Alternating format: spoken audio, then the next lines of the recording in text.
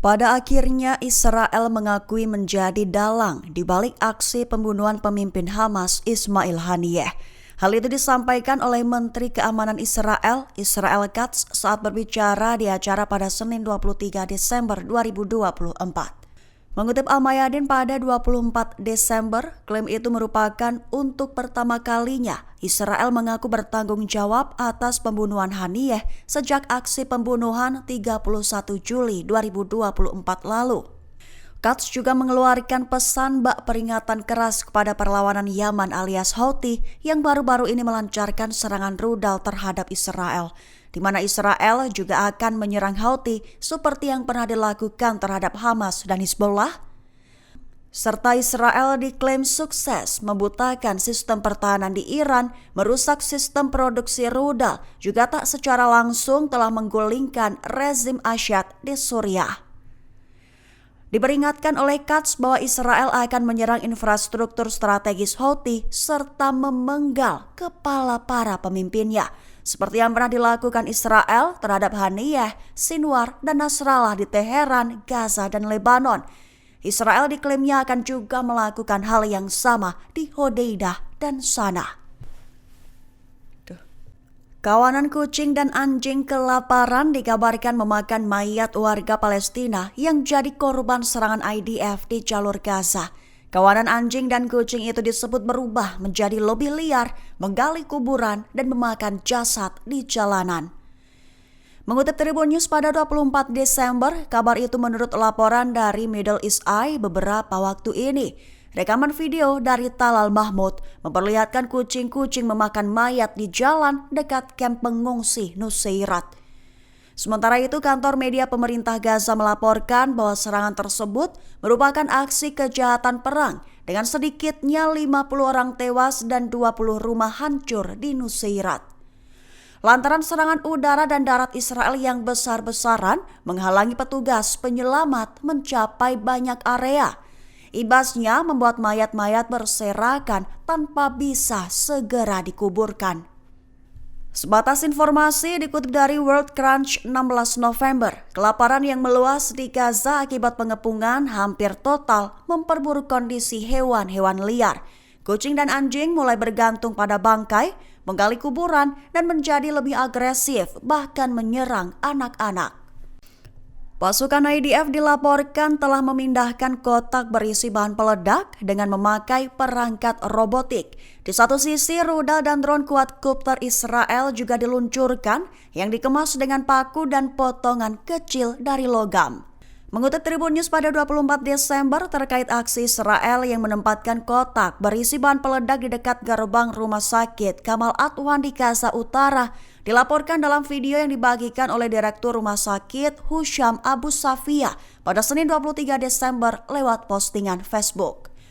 Rekaman itu memperlihatkan sebuah kendaraan Israel membawa kotak kayu bertuliskan kata bahaya dan tanda bahaya segitiga dengan tanda seru di luar salah satu gerbang rumah sakit. IDF dilaporkan telah mengerahkan 3 robot bermuatan bahan peledak di sekitar rumah sakit Kamal Adwan. Bahkan 10 drone quadcopter Israel juga telah dijatuhkan di rumah sakit itu dalam beberapa jam terakhir, menyebabkan kebakaran di lantai 3. Disebut dalam laporan bahwa rudal yang digunakan oleh militer Israel dikemas dengan paku dan potongan-potongan kecil logam. Ketika bom itu meledak, dilaporkan serpihan-serpihan terbang dengan kecepatan tinggi, melukai korban di sekitarnya hingga mengalami pendarahan hebat. Menteri Diaspora Israel Amichai Hikli membongkar kendala utama terkait gencatan senjata di Gaza. Diklaimnya telah mengalami kemajuan serta durasi gencatan tetap menjadi titik kritis.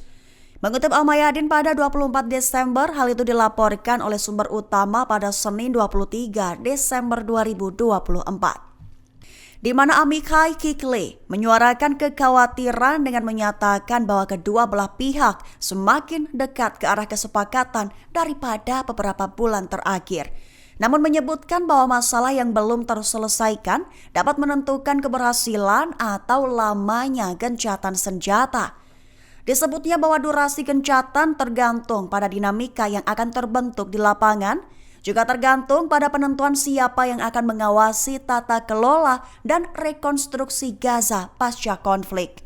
Disebutnya bahwa durasi gencatan senjata tetap menjadi titik kritis dengan Hamas menginginkan penghentian total permusuhan, sementara itu Israel menuntut diakhirinya kendali Hamas atas Gaza sebagai prasyarat. Perlu diketahui, Kikli mencatat bahwa gencatan senjata akan dimulai dengan fase kemanusiaan yang berlangsung selama 42 hari, di mana para tawanan akan dibebaskan. Iran sentil Donald Trump tentang doktrin nuklir dan dominasi dolar. Kamal Karazi, Kepala Dewan Strategis Hubungan Luar Negeri Iran, mengakui siap melakukan negosiasi. Mengutip Al-Mayadin pada 24 Desember, hal itu diutarakan Karazi dalam wawancara eksklusifnya pada 23 Desember kemarin. Karazi menegaskan bahwa perkembangan di Suriah merupakan bagian dari proyek Amerika Serikat Israel. Diklaimnya terbukti dengan pejabat Amerika yang segera menuju Damaskus untuk bertemu dengan para pemimpin oposisi. Mengingat ancaman Israel terhadap situs nuklir Iran, Karazi mengatakan bahwa gagasan pergantian rezim di Iran bukanlah hal baru atau mengejutkan. Ia menggambarkannya sebagai proyek Amerika Serikat Israel yang sudah berlangsung lama sejak revolusi Islam. Karazi juga menyatakan bahwa kebijakan Trump masih belum jelas, tetapi menekankan kesiapan Iran untuk melakukan negosiasi. Ia menekankan siap untuk skenario apapun dengan mengatakan Iran akan menunggu untuk melihat arah yang akan diambil Trump sebelum menyelesaikan pendekatannya. Karazi bahkan juga memperingatkan Iran bahwa mereka mungkin akan menilai ulang doktrin nuklirnya dan apakah waktunya telah tiba untuk melakukannya dengan pelantikan Trump yang sudah di depan mata. Karazi menekankan bahwa Iran menentang senjata nuklir tetapi mengisyaratkan adanya tindakan balasan yang potensial. Juru bicara Brigade Al-Qasyam Abu Obeidah memperingatkan Israel terkait nyawa tawanan IDF. Diklaim oleh Obeidah bahwa segala kemajuan militer Israel bisa saja dapat membahayakan nyawa tawanan mereka sendiri. Mengutip Al-Mayadin pada 24 Desember, hal itu diutarakan Obeidah dalam pernyataannya pada Senin 23 Desember kemarin. Awalnya Obeidah memuji para pejuang perlawanan, menggarisbawahi bahwa keteguhan dan kinerja mereka merupakan model yang menginspirasi bagi para pencari kebebasan di seluruh dunia. Dalam pernyataan yang diunggah di Telegramnya tersebut, Abu Obeidah menekankan bahwa musuh menyembunyikan kerugian sebenarnya, serta menyembunyikan apa yang disebutnya kondisi mengerikan para prajurit di jalur Gaza Utara untuk menjaga citra tentaranya. Ditegaskan olehnya bahwa genosida dan pembersihan etnis yang menyasar warga sipil tak berdosa di jalur Gaza Utara hanya bertujuan untuk menutupi skandal dan aib tentara Zionis. Abu Obeidah juga menggarisbawahi bahwa nasib sejumlah tawanan musuh bergantung pada kemampuan tentara pendudukan untuk maju ratusan meter di wilayah tertentu yang diserang. Hamas berikan kecaman keras dan mengutuk agresi tentara Israel terhadap rumah sakit Kamal Adwan di Gaza Utara pada Minggu 22 Desember 2024. Mengutip Palestine Chronicle pada 24 Desember, Hamas menyebut aksi itu sebagai kejahatan pembersihan etnis dan pemindahan paksa di bawah bayang-bayang kebisuan dan ketidakpedulian internasional. Hamas mengutuk serangan militer Israel yang sedang berlangsung terhadap rumah sakit Kamal Adwan di Gaza Utara tersebut, menggambarkannya sebagai kejahatan terhadap kemanusiaan yang belum pernah terjadi sebelumnya. IDF diklaimnya terus melakukan pemboman tanpa henti dan penghancuran sistematis di Gaza Utara dengan fokus khusus pada kamp pengungsi Jabalia dan Beit Lahia. Selain itu, Hamas menyerukan kepada negara-negara Arab dan Islam serta pemerintah dan entitas global untuk mengambil tindakan segera, menekankan segera menggunakan segala cara untuk mendukung rakyat Palestina, melindungi tempat-tempat suci, dan membebaskan tanah mereka dari pendudukan.